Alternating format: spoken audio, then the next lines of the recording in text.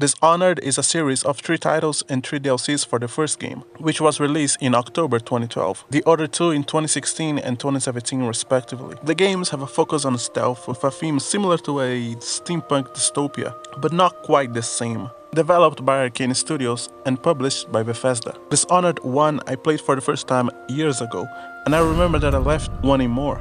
Dishonored is the type of media that tells a pretty sad story. Like, even the good endings are sad, because even though it is good for our main character, the game's environment is just so depressing. And every character are either so morally corrupt or have gone through such crazy traumas that even though you save them or whatever, they can't be legitimately happy. Sure, you can say that the overall ending was better, but even like that, it is still pretty depressing to see how messed up the world is and then our protagonists all happy in their massive palace. Regardless, this vibe is what makes Dishonored so unique to me, which is kinda weird because I usually despise grimdark fiction, but I love how Dishonored blends this moralism with a rich story hiding under a flashy gameplay. The contrast with the bubonic plague is also some great flavoring, makes you wonder how living those times must have felt like. There's a rat plague clearly inspired by the Black Death, and in similar fashion, people infected are disposed of in the streets, all falling into the hands of decisions made by people born in a golden cradle. It has a nice subtle way of showing us that these dystopias maybe aren't so far from home. So, starting from the beginning, the first game begins with a cutscene of our protagonist, a man called Corvo Atano, returning from a mission. He's greeted by his daughter, Emily Caldwin, plays with her a little bit, then proceeds to deliver the result of his mission. The rat plague is decimating the population of Dunwall for 2 years now. Dunwall is the main city where most events occur in Dishonored. Corvo serves the Empress and the realm, and he also got some extra tasks on the side, if you know what I mean. Either way, he himself isn't from here. He is from a lower class family, born and raised in the Batista mining district in Karnaca. And yeah, Dishonored isn't set on Earth, and understanding the regions is quite confusing at first. And really, the whole story is a bit like that. And I don't like it. Because, you can learn a lot about the world and its people through gameplay, but most of it is passed on through text. Books and notes you find around the map, as well as literal physical books in real life. But to explain the map, I can really simplify it. So we got the Isles where Dishonored is focused on, and the Pendesian continent, the largest known landmass in the world, but it remains unpopulated by the people of the Isles. People report alien-looking life in there. Other people think that nowadays there's nothing there except for subhuman life forms that engage in strange rituals. It is also well known that people that go there usually come back insane. So, in the Isles, we got 4 main regions. Tivia, a place described as being persistently cold. That's the capital. I don't know how to pronounce it. Marley, located northeast of Bristol and east of Tivia. The capital city of Marley is Winedown, on the eastern coast. The Isle have a gloomy, wet climate. Bristol, the centrally located island. The capital city of Bristol is Dunwall, where Dishonored 1 takes place, and Dishonored 2 partly. Then Serkonos, the southernmost of the 4 main islands. The capital city of Serkonos is Karnaca. The isle is well known for its warm tropical climate and vast beaches. Serkonos is also widely known for the exploration of whale oil. In this universe, the main source of power, the basis of the Empire's Industrial Revolution, all due to the discovery of one man, Roseborough, and the work of another, a young Anton Sokolov. Together they were key to all the marvelous technology in the revolution, but also the oppression that came with it. But anyway, people infected with the plague, among many other symptoms, also bleed from their eyes, and because of it, people of Dunwall call them weepers. Corvo's mission was to travel the world and bring back anything that would help them get a cure. He finds it and the game ends. Farewell.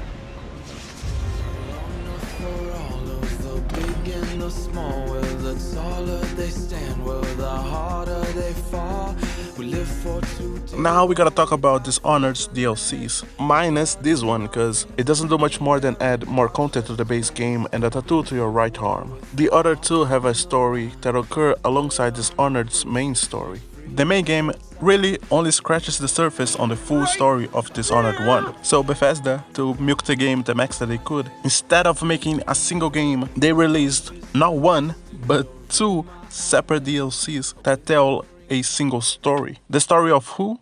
Doubts. The guy who... Well, actually... Okay guys, I lied about Dishonored ending there. I know, it was wrong. I was in a dark place and that happened 2 minutes ago. I was so young. I have grown now as a person. So, in reality, the Empress dies. And this DLC tells the story of the guy who puts a knife in the guts of Corvo's lover and then took his daughter. So Doubt's DLC, starting with the knife of Dunwall, starts right here, the day of the Empress's assassination. But we get to see it from his point of view. Daud, after stabbing the Empress, was pulled into the void by the Outsider, a supernatural being that is worshipped by many people who sees him as a god. He lives in the void, an alternate dimension that consists of a series of floating islands. In these islands, it contains representations of events from your life in the real world, frozen in time, and every human on Earth's universe have a connection with the void, visiting it in their dreams at least once in their lives. The void can have a representational entity for thousands of years, but also not have one for just as long. In this case, it's the Outsider, and yep, many love him, but many hate him, like the Abbey of the Everyman, a religious order created by the Overseers, a militant faction sworn to fight against those who associate themselves with the Outsider. And really, the Outsider doesn't look much like a god at all. His morality is dubious. He comes to people that he himself considers as being interesting and offer them his mark, giving the bearer supernatural powers. Although he watches everything all at once, he doesn't necessarily seem to have a side on the conflicts of the natural world. He doesn't even have to interfere, but he seems to have fun doing so. And I get it, I myself would interfere too if I was bored out of my mind in a dimension where nothing ever happens. There are many people and also objects with supernatural powers in Dishonored. And all of it seems to only exist because it entered in contact with the Outsider some way somehow. And well, basically, in Doubt's DLC, the Outsider gives us a name. Delilah. Refuses to elaborate further and leaves. But that's a normal occurrence in the series. And that's our objective. We go after Delilah to find the meaning behind the name. Then we got another DLC that just concludes this one. And really, the purpose for these DLCs was for, first of all, make a massive stash for Kane, let's be real. And to give Dishonored fans a little more to enjoy, since so many people was complaining that the game was super short. It is a nice story though, the missions are cool, Doubt's powers are fun to play with, and it introduces new characters and adds a lot of information to the story. So yeah, now back to Dishonored 1. Where were we? Oh yeah, hired assassins, the Empress dies, Emily gets captured, and Corvo gets blamed for all of it by the Spymaster, Hiram Burroughs, and the High Overseer of the Abbey of the Everyman, Thaddeus Campbell, also known as the Bald Gang. Holy, look at these shiny heads, bro. Now that's how you write down features of oppressive villains. At first, they seem to be legitimately mistaken, but then the game pulls off a classic. They have you in their palm, they could just kill you right there. After all, you are one of the deadliest assassins in the entire world and they know it. But then, you can see where I'm going here, right? They reveal their plan to you, how they orchestrated the Empress's assassination and just leave. Of course, Corvo easily manages to escape. And yeah, I don't know, I just don't know. A classic. We meet the guys that helped us escape. A group of people that name themselves as the Loyalists. And basically their objectives and ours are one and the same. To go after all the people responsible for the Empress's assassination. And rescue Emily to be the new Empress.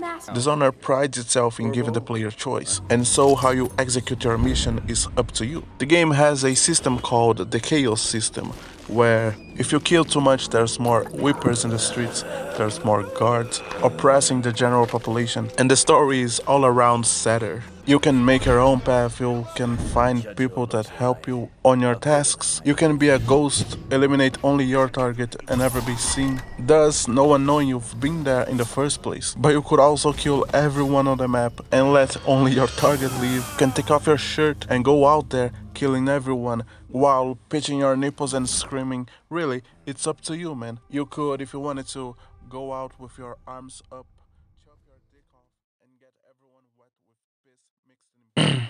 So one thing about the Dishonored series is that the developers really like to play safe. So the second and third game strictly follows the recipe that they invented in Dishonored 1, only ever changing a few ingredients here and there. This is also the game that made me notice that even though we have a lot of decisions in Dishonored, none of them have real weight. Because Arcane and only Arcane can decide what is canon. Anyway, here in this game you can choose to play with Corvo again, or the little girl from the first game who's much older now, Emily Caldwin, and she got different powers from Corvo, but also some that are just the same or technically not the same. It just works exactly alike. Playing non-lethally is easier in this game because there's many more ways to get someone unconscious. Emily as a new protagonist is a really refreshing addition to the series, and it has all the great things that I liked from the first game. Now to the story. It begins with Emily and Corvo making some type of celebration in tribute to Jessamine Caldwin. So today is the day she was assassinated. Emily sits, a new guest is announced. He enters with a little army and clockwork soldiers. This machine is made by an inventor called Kieran Jindosh. So a woman gets off the carriage. It's Delilah. Remember? The same woman Dowd was searching for. First introduced in Knife of Dunwall and was the main villain of Brigmore Witch's trials. In the latter, she is revealed to be the leader of a powerful coven called the Brigmore Witches, and her plan was, when her ritual's done, Emily Caldwin's mind will be gone, and Delilah will look out through her eyes the rest of her life. So in Dishonored 2, over a decade has passed, and she shows up here claiming to be the sister of Emily's mother, and so the righteous heir to the throne. She planned a coup, bought people from the inside, bribed the guards, and carefully made the nobility of Dunwall be in bad terms with Emily. You see, around the world, enemies of the crown were all being killed. The unknown person responsible for these murders was named by the general population as the Crown Killer, and this person is responsible for the killings of all the major enemies of the crown to the ones that simply criticize Emily's reign. Understandably, they think that Emily is lying about not being involved with the murders. So after hearing what Delilah had to say, the plan was executed. People that sided with Emily died. Corvo and Emily tries to fight back, but Delilah has the upper hand. She takes the mark off of Corvo's hand and transforms him into stone. Well, actually, it can be either him or Emily. It depends on who you choose to play as. Emily is the canon protagonist, so I'll just refer to the protagonist as it is. Anyway, here Delilah could also transform Emily into marble, since apparently she can do so. But instead, the writers pull off the classic again. So instead of getting rid of the only person in the world who could ruin her plans, she locks her up in her bedroom. Like, bruh, come on. And the scene is even worse if you pick Corvo, cause, I mean, he's one of the deadliest assassins in the world. After the events of the first game, everyone knows it, and the same situation is happening twice to him. Now, it did take me like 30 minutes to find out how to escape, so maybe she and Ramsey was onto something. But yeah, eventually Emily does escape. And then we get to this gameplay that is actually like a quick tutorial. We talk to Alexi Mayhew, an officer of the City Watch, and she tells us that we should leave through Emily's secret chambers and get to the docks, where there will be a sailor who knew about the coup preemptively. So yeah, but before we do that, we gotta neutralize Ramsey, who stole our ring that works as a key to the safe room. After we get to the docks, we meet Megan Foster. Emily tells her that she needs to get to Karnaca, cause there is where the Crown Killer murders started. And here's where the game truly starts. Mission after mission, slowly revealing the plot alongside Delilah's secrets. Pretty cool that the game's more focused on Serkonos, which is pretty opposite to Dunwall. The only thing I wish they had done different was not completely getting rid of one of the protagonists in trade of a fake-ass replayability. The game wants you to play more than once so bad, but then it's not really two different experiences. The only value is some minute details. The most extreme difference is the voice lines that are rarely truly different. Most of the time it's just the same thing but said differently. Like, for example, Emily would say, We used to hide frogs in this old grandfather clock to drive the housekeepers mad. and Corvo would say, I helped Emily get a frog unstuck from this old clock when she was 11. what I think would be much better was to make you play with both of them in different missions, while also having some missions where you can choose who to play as. This way, you don't take one character or the other completely off from the game, and you can have them interacting with one another. There'd be more company in Megan's ship, the Dreadful Whale. After that, you just end up with a much better game. Regardless though, Dishonored 2 is pretty good as it is. It perfects everything that the first game did right, and improves on top of it.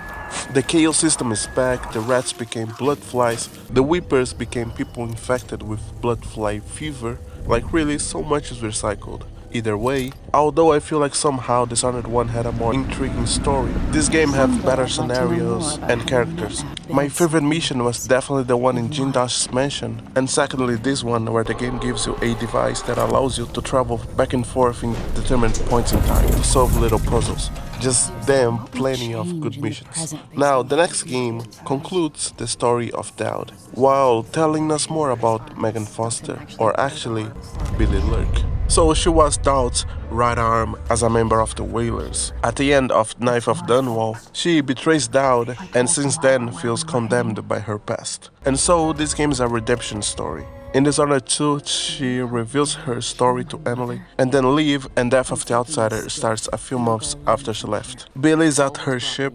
She has a heart just like Corvo and Emily has, but different from the previous heart, this one allows Billy to hear the thoughts of rats. That made me confused on how those hearts work.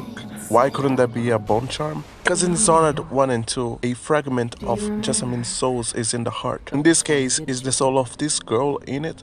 And if so, it is her voice we hear when we talk to the rats. I don't know.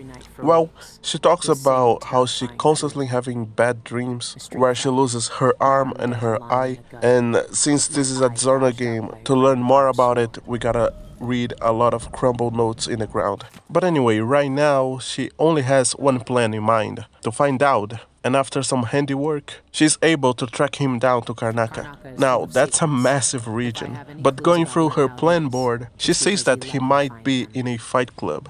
That club is run by a gang that call themselves the Eyeless. They claim to fight using black magic. If that's true, then Dowd might be involved. And that's about it. So fasting forward, she goes to the club, Dowd is there, but he is being held against his will, maintained under control by some sort of machine. Now, I don't know how Dowd could ever be captured and used as a toy like this, but after freeing him, the first thing he does is give us a task, and not an easy one. I need your help. One last job. I can do it. Who's the mark? We're gonna kill the black-eyed bastard himself. What? You want to kill the Outsider? You want to kill God? Yep, refuses to elaborate further and leaves. We meet him again in the Dreadful Whale, but not before the Outsider comes to us first. Let me tell you something about the void, Billy Lurk. It touches the minds of the dreaming and the dying alike. He takes her arm and her eye, giving Billy superpowers in this process. Or rather, he messed up two different timelines, one where Billy has her arm and one where she doesn't, and that's the effect. Now, this action doesn't seem to hurt her in any way. She actually even says the opposite. That I feel good, strong. Now, if the Outsider came to her, he found her interesting and surely was observing her for at least some time. But then also he surely knows that Billy and Dowd wants to kill him. So why would he help them? I mean, even Dowd doesn't seem to get it. I never knew what the black-eyed bastard wanted.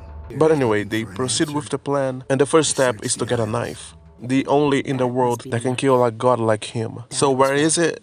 Inside a bank. And this heist is one cool mission. Now that's pretty much the story. Dishonored Death of the Outsider is definitely the weakest release in the series. The gameplay doesn't change, it's just simply Dishonored. Like sure, as always, Billy got different powers and gadgets. 3 new powers to be exact, but only this one is actually new.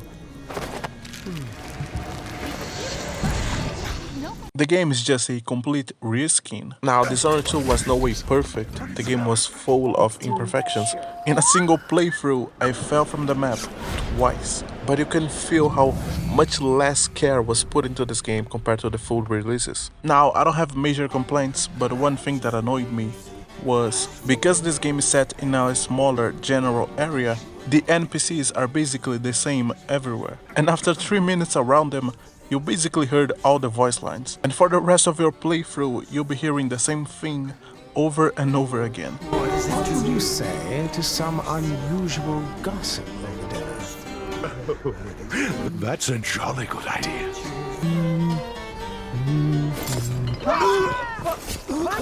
So, Death of the Outsider takes one of the most powerful and fascinating characters in the series and makes him super vulnerable. Half suicidal because for some reason he helps Billy, and half ominous. And because it's so weird, this game's story is the weakest in the series in my opinion. The concept is good, I just don't like the execution. And I say that as a player who only plays the game for the story. Dishonored have very few memorable characters. I mean, it took Corvo over a decade to learn how to talk. But then, he's not even around after that. So instead, the real reason to play Dishonored is the environment.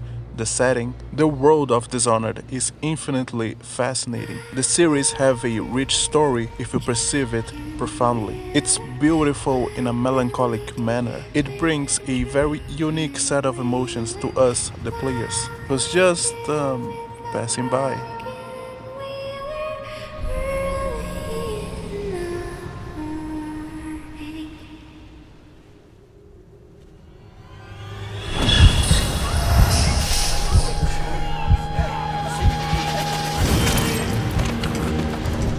Corvo, Emily called Billy Lark. my old friend. I am the outsider, and this is my mark. There are forces in the world and beyond the world, great forces that men call magic. And now, these forces will serve your will. Use this newfound power, my gift to you.